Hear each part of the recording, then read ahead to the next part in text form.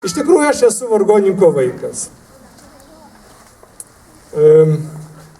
Provincijos vargonininko vaikas, kuris iki 13 metų tarnavo mišioms. Ir pradėjau tarnauti mišiom, būdamas 4 metų, pas būsimai kardinolas Latkevičius. Matau, kad nežinojo šitos mano biografijos dalies. Man buvo 4 metai.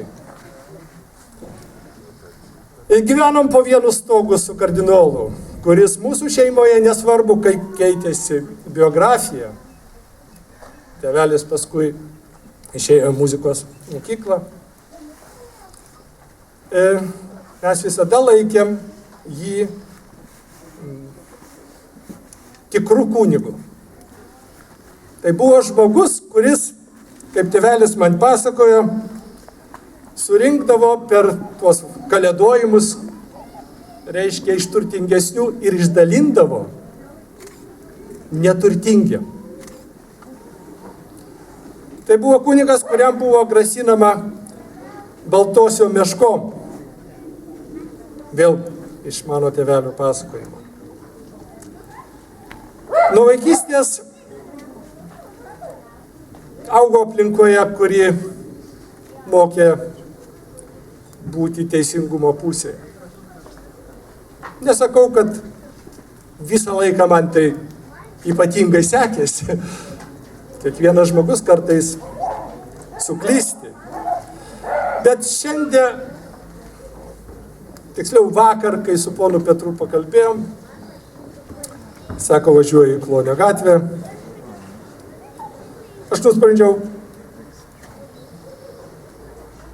atvažiuoti čia ir nors mano 2 svarbiausios gyvenimo moterys, mama ir žmona serga, jos mane išleido atvažiuoti čia, sako, reikia ginti mergaitę. Jeigu ginam mergaitę, mes ginam ne tik ją, mes ginam Lietuvos valstybę. Jeigu mums pavyks apginti šitą reikalą, tai yra vilties, kad galų gale teisingumas pradės naikinti neteisybę. Kad jo lyginamasis svoris, jo įtaka didės. Jeigu pralaimėsim, kuriam laikui gali būti grįžimas atgal. Bet gali būti ir sprogimas.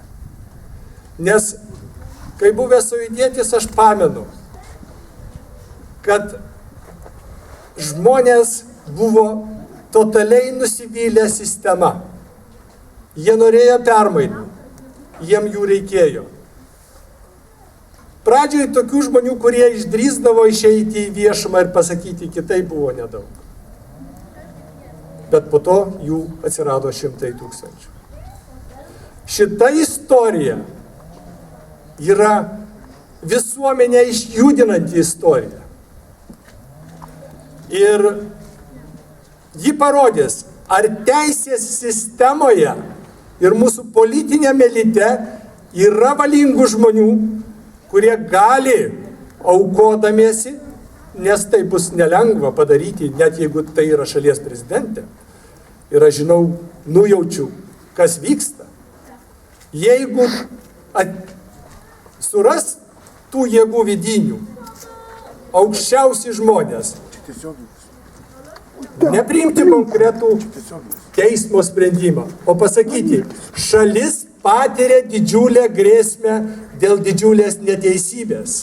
Ne šita byla tik parodo, kaip plačiai neteisybė paplitusi ir kad su teisingumu nesiskaitoma net tada, kai visi žmonės mato, tiksliau, dauguma žmonių mato, kad tai yra netiesa.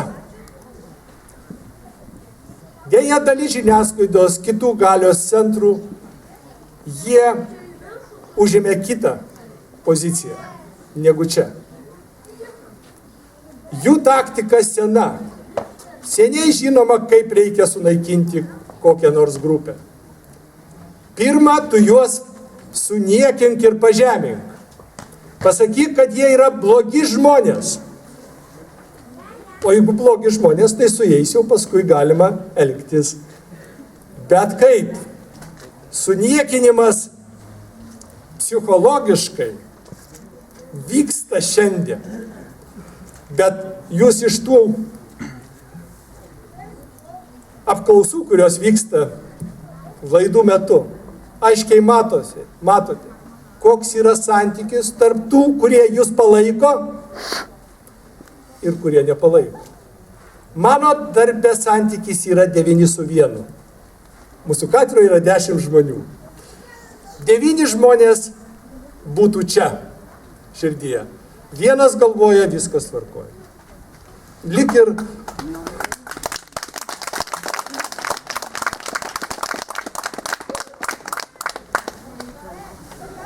šitą istoriją mus patikrins, šitą istoriją mus sutelkia. Mes suprantam, kad po vieną mes negalim iškovoti pergalės. Bet jeigu čia bus daug žmonių, o reikalo esant bus pilnos aplink gatvės, pergalės tikimybė iš karto didėja. Bet to neužmirškim, kad šita šalis yra nedidelė. Visi tie žmonės, kurie dabar priima sprendimus, yra ranka pasiekimi. Jie kažkieno yra broliai, seserys, kaimynai ir taip toliau. Ir tie žmonės turi žinoti, kad mes jų pavardės prisiminsime. Tie, kurie dės parašus ant neteisingų sprendimų, kurie griaus teisingumą Lietuvoje, išliks mažiausiai istorijoje. Vienas garsus žmogus yra pasakęs, archyvai nedega. Nedega archyvai. Mes dabar viską sužinojame apie stalinizmo laikus. Taip, viską žinom. Atsiverčiam archyvus, matosi. Archyvai nedega. Ir tie, kurie padės parašus, ir tie, kurie suredaguos tos tekstus, kurie gali būti lemtingi ne tik šitam kiemui, bet ir visai šaliai, liks atmintyje, mes nuolat prisiminsim. O aš žadu artimiausių metų paklausti profesorių Nekrošių ir profesorių Kūrį, ar jie gali man eilinių gabumų profesorium išaiškinti, kodėl aš čia nieko nesuprantu.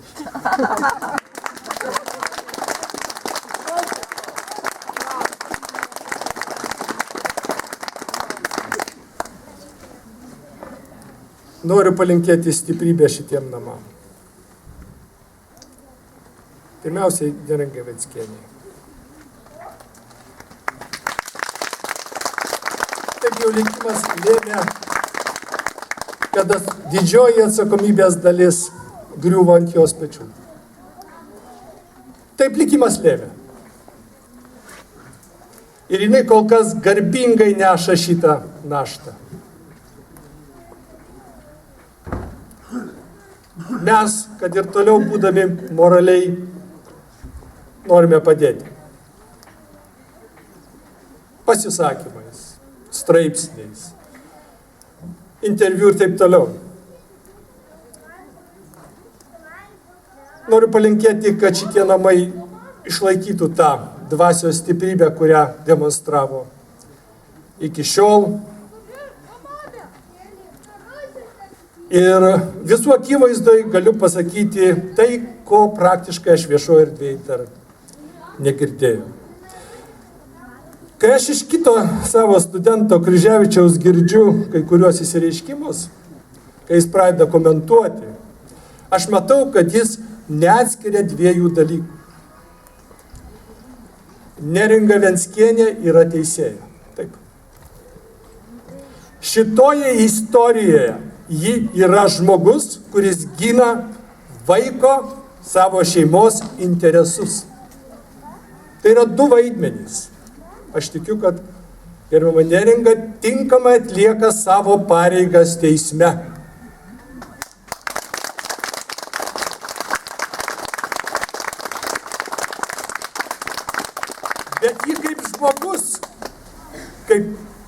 aš galvoju, kaip aš jausčiausi, ką aš pats daryčiau, ogi taip pat. Gal kartais kai kurie išsireiškimai būtų ir aštresni.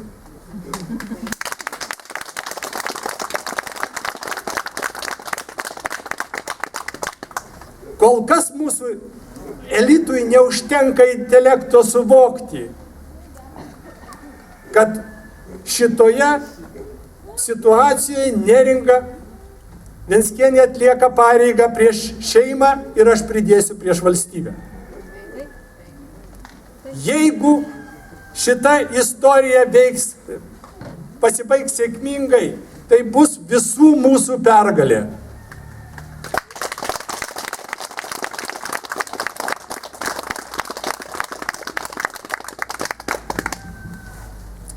Tikiuosi, kad pažangioji žiniasklaida. Dabar laikai geresni. Anksčiau buvo tik viena žiniasklaida mano jaunystėje. Dabar visgi mes turim sąjungininkus žiniasklaidoje. Turim bent keletą žurnalistų ir laikraščių bei portalų, kurie palaiko žmonės, kurie yra čia. Ir uždavinėja klausimus, į kuriuos kažkodėl tai garsiausios teisinės galvos, figūros neturi atsakymų. Na, pavyzdžiui, kur antroji mergaitė? Nėra. Gali klausti 100 kartų, atsakymo nėra. Tai jeigu aš esu teisus, aš einu su savo argumentais ir juos dėstau. Aš čia esu, kadangi kol kas turiu masę argumentų būti čia. Ir neturiu jokio argumento būti tenai. Tai tegul išeina ir pasako, iš tikrųjų, pavyzdžiui, kur Drąsius Kedys buvo.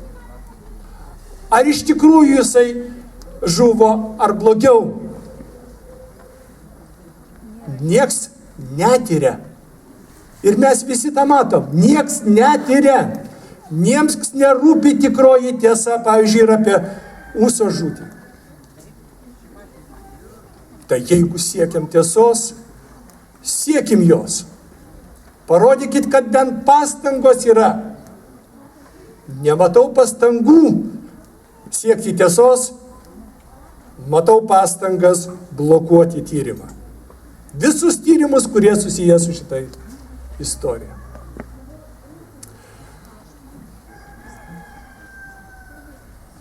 Fiziškai čia nedidelis plotas. Iš tikrųjų, auditorija yra žymiai platesnė. Kiekvieną vakarą žmonės prie televizorių laukia žinių iš čia. Ir iš teismų.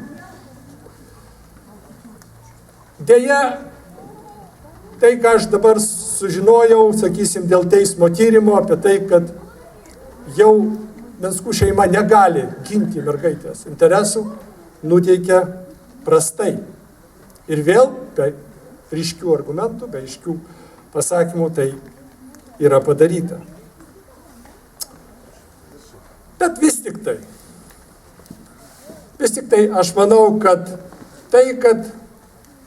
čia esantys žmonės, kitą šeimą remia didžioji dalis Lietuvos. Neabejingi Lietuvos ateičiai mūsų emigrantai, kuriuos matot protestuojančius prie mūsų ambasadų. Rodo, kad šiandien yra viltis, kad šitas reikalas laimės. Jeigu ne, gali būti ir revoliucija. Noriu dar kartą palinkėti visiems stiprybės ir vienybės.